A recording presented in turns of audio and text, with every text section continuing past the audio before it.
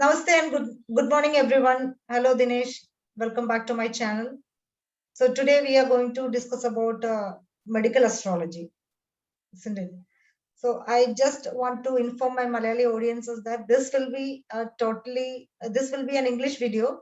If you have any doubt, I will uh, come up with a Malayalam video showing what was the actual discussion about. And if you have any doubt, you can comment below. Then I will make a video based on those comments. So welcome back, Dinesh.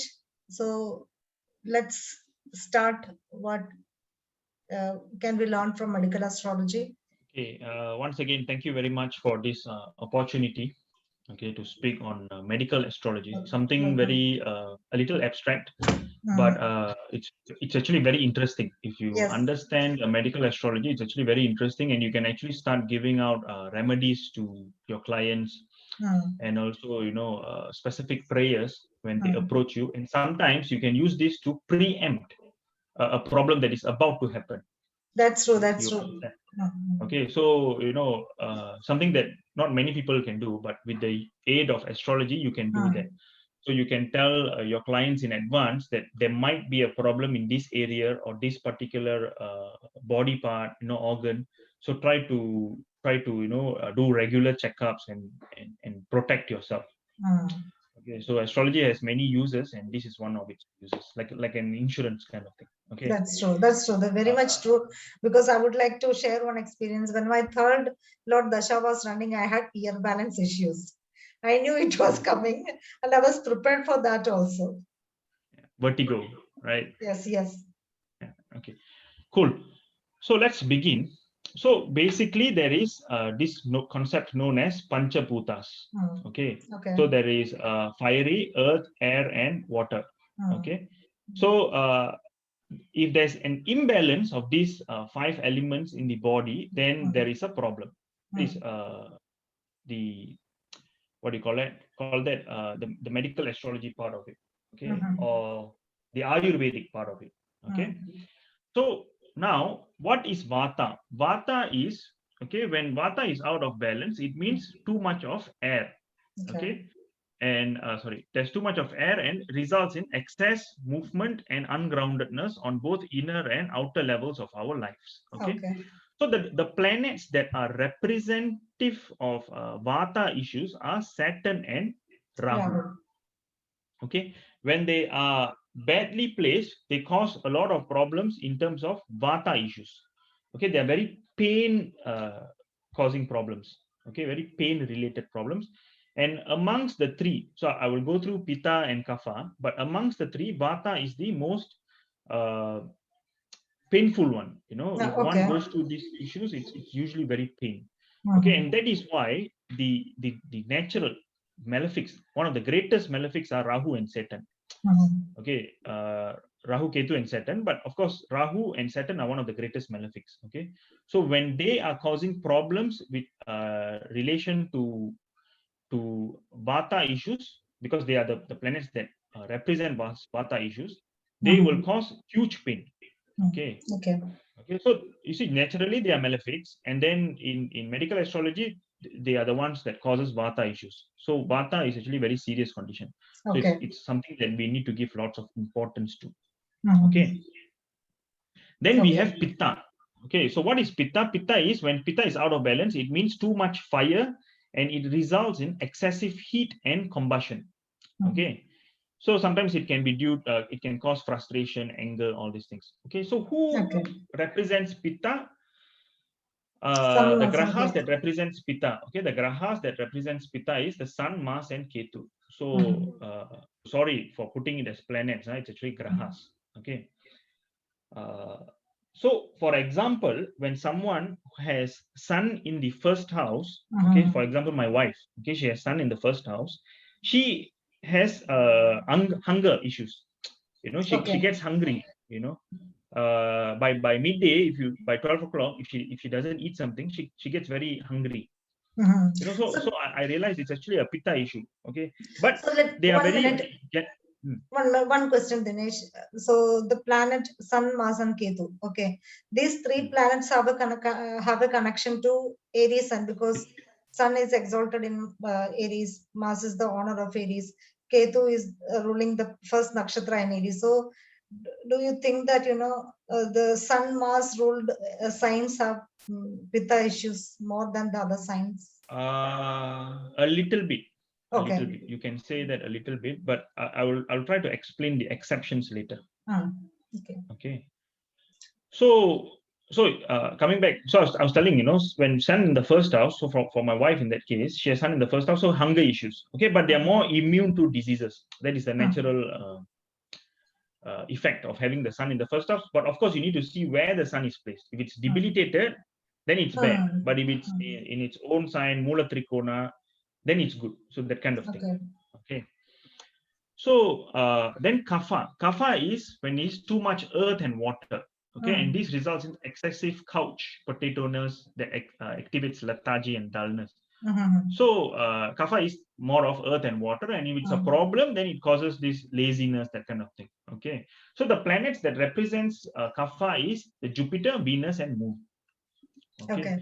So sometimes they say that, for example, Moon has a little bit of Vata, Mars has a little bit of Vata, that kind of thing is there. But generally, if we represent one planet, one Graha for one matter of Vata, Pitta, and Kapha issues, then we can take it that Jupiter, Venus, Moon represents Kapha issues. These three planets are actually very kind of compresent planets. Yeah. Okay. But take note, Mercury. So amongst all, Mercury has been left out because Mercury is a mixture of all three. Yes. So it represents all three elements. Okay, Vata, Pitta, and Kapha. And so if it's well placed, then Vata, Pitta, Kapha issues is good. Badly placed, then it's vice versa. But of course, so you need to look at the horoscope in totality. Okay. So the next thing is we also need to look at the signs. Okay. So the sun is the Mesha is a fiery sign. Okay. So that's why you are asking if for example, Mars owns Mesha and the sun owns Mesha. So is it why it's known as a fiery? A little bit. You can say that a little bit. Okay. And because Ketu, why Ketu? Ketu is like Mars. Okay. Yes, second Mars. Whenever Ketu, we just take it like it's like Mars. Okay. Rahu is like Saturn. Okay. In Kala Purusha, some people say Ketu owns this sign. Okay, ownership. Usually Ketu and Rahu is excluded from ownerships of signs. That's true. But generally, some people say that Ketu owns this sign and Rahu owns this sign. Okay. So now, so moving forward, so Mesha is fiery, Rishabha is earthy, then you have airy and watery. Okay, fire, earth, air, water. Okay. So so this is again, it's repeated. This is fire, earth, air, water, fire, earth, air, water. That kind of. So you can see it's water here, air here. This is earth, and this is fire. That kind of thing. So it's just a repetition. But then again, some people look at Kanni Rashi as airy sign. You know why? Because they associate Kanni to be a little bit of Mercury. So Mercury is like a airy planet. That's what they associate Mercury to. Okay. So they consider. Sometimes they consider Scorpio, Virchaka Rasi as fiery also. Oh, Mars due to because it's Mars. Yeah, so there's all these confusions, but I think we just stick to the classical text. According to classical text, it's fiery, earthy, airy, watery. Fiery, earthy, airy, watery. Okay, so now let's move forward. Okay, so what are the issues that can be caused by Vata problems? Okay, so headaches, dry skin, constipation, hypersensitivity. So the more serious problems, okay, migraine, all these things. Pitta is more of heat related, ulcer, fever, acne, all these things. Kapha is more of respiratory ailments. Okay, because water, that kind of thing. Weight gain, fluid retention. Can you see? It's very watery. Yes, fluid retention. It's very watery and earthy related kind of problems. I would like to say one thing. I know a nun. Okay, know a nun. She was my warden in hostel. So she is actually a very plumpy lady. So whenever she goes to a beach area or a area filled with water bodies, she just go collapsed. She gets some kind of feeling, and she will get collapsed. So people used to take her to identify the water element, like we will locate the place for digging the well, no? So she goes for that kind of purposes. Oh, cool. Interesting. It was really very funny. She's actually very plumpy. We can see that wateriness in her body. So we can, we are astrologers, so we can identify. I don't know, ordinary people, they may not be able to identify. So I asked her, do you have any water related issues? Then she said, okay, whenever I go to beaches or water body kind of places, I get collapse. So people takes me to find the location of this well. That was really very interesting. Yep. Cool. Okay, so now we go to the next part of the lecture. I mean, the session is on houses and medical astrology. Okay, this is something very important. It's something that I use very often. Okay, it is very easy also in a health consultation. We can easily identify which part of the person is going to create problem for him, right? Yeah, and it's so I'll explain very often. I have picked out some issues in people, and then they have gone to check, or sometimes they tell me, yeah, I have that issue, that kind of thing. So let's go through that.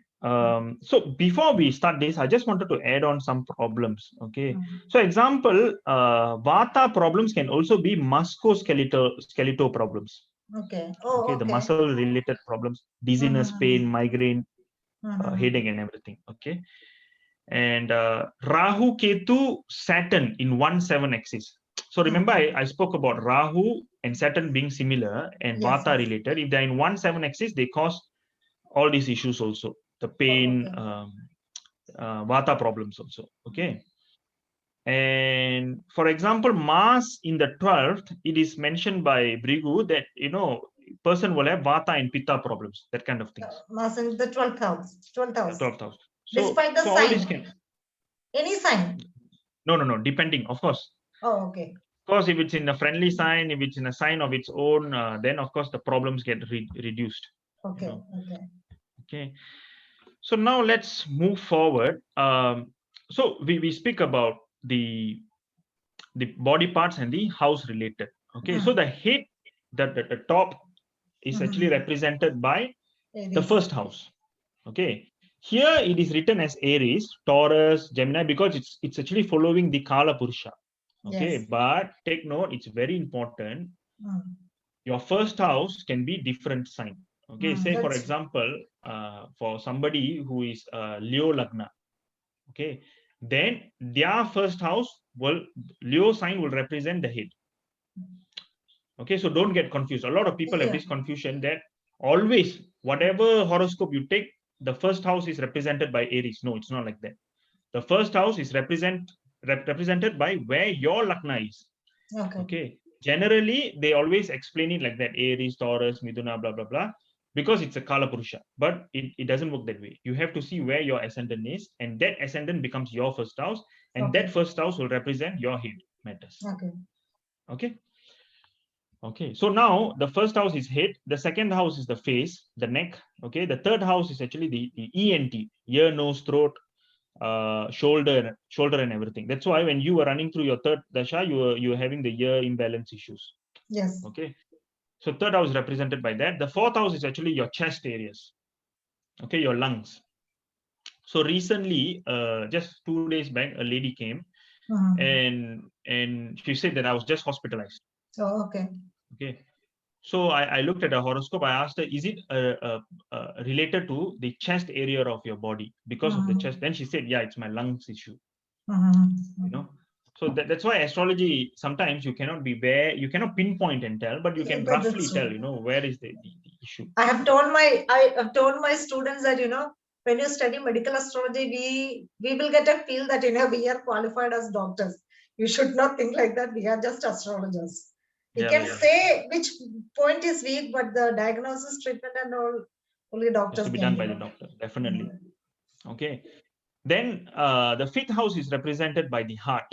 Okay, your heart is your fifth. Your sixth is your stomach. Okay, seventh is your intestine. Okay, lower abdomen, your seventh house. Your eighth house is actually your private parts, your reproductive organs. Okay, your ninth is your thigh. Your 10th is your knee. Your 11th is your this area, the cuff and below. Okay, ankle and everything. And then the foot, the 12th house is represented by the foot. Okay, so that is why the 12th house is a very important house in astrology. So I'm just adding some points here. So someone who has a 12th house affliction, we tell them go to temples in the hills. Why? Okay. Because you need to climb the stairs. You know. So my Gurunather Ike Dilip will always say, when you see a problem in the 12th house, tell them to go to temples in the hilly areas. You know, that's why in those days in India they built a lot of temples in the hills. Oh, that's really because great you need information. you need to take effort to nullify your karma, your negative karma. Wow, that's really great.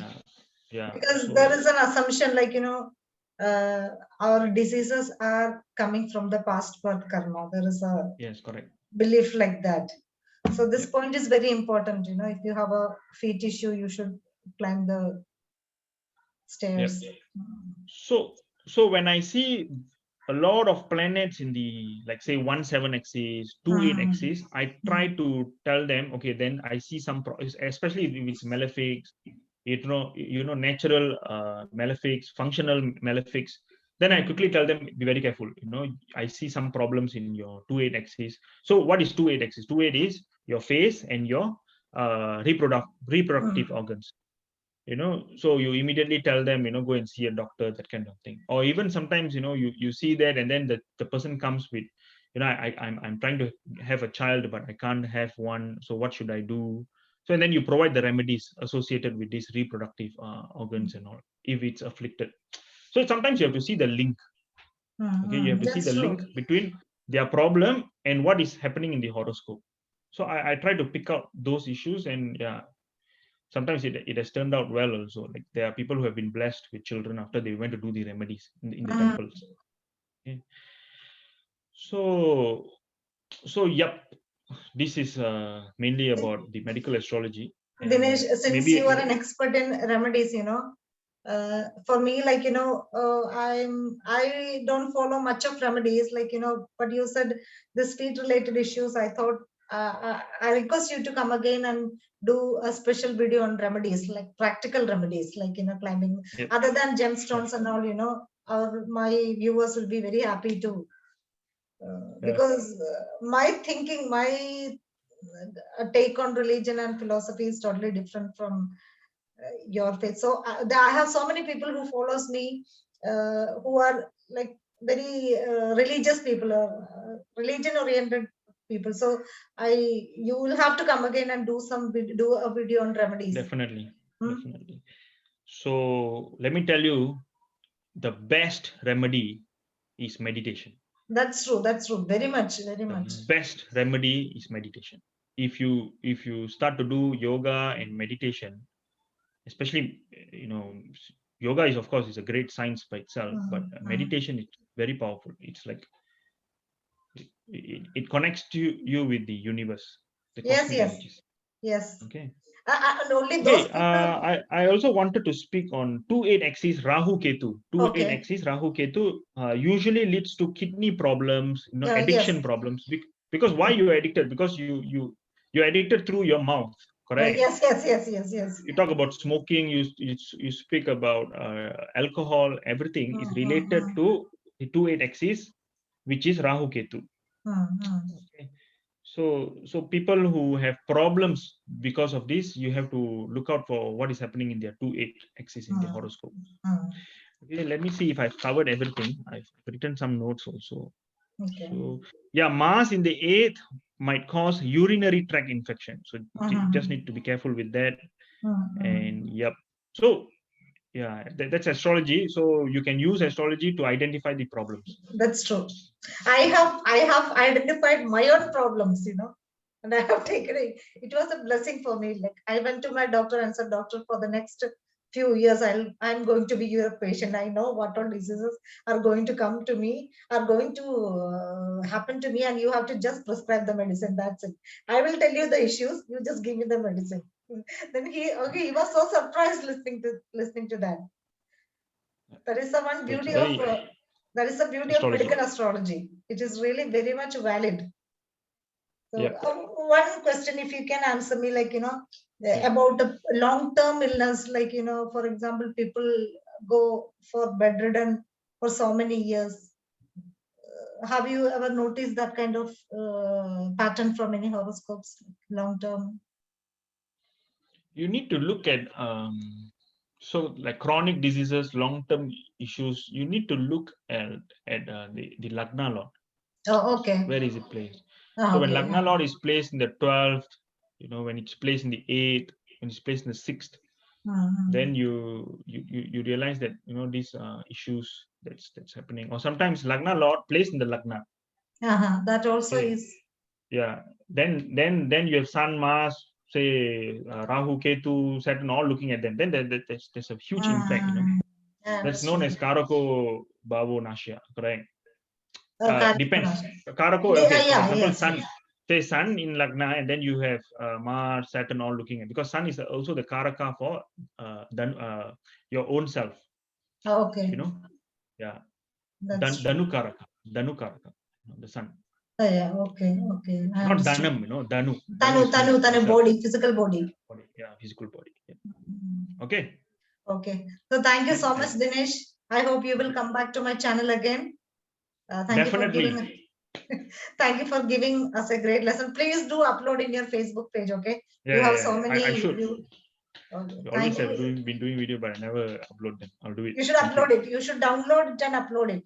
If you put it directly on YouTube, you may get copyright strike. But I don't request for that. But I request you to post it in your Facebook. Thank you once again, and bye-bye. Yeah, bye. Bye.